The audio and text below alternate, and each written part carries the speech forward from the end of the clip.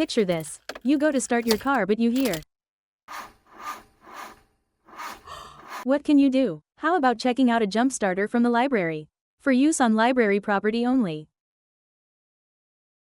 Hi, I understand you have a jump starter I can check out. My car battery's dead. We do. Do you have a library card?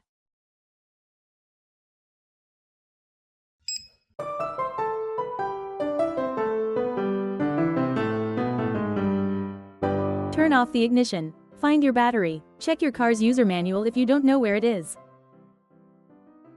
Clamp the red clamp to the positive terminal on the vehicle battery. Clamp the black clamp to a non-moving metal part, such as the vehicle frame or engine block. Make sure the cables are not in the path of moving engine parts. Turn on the vehicle ignition.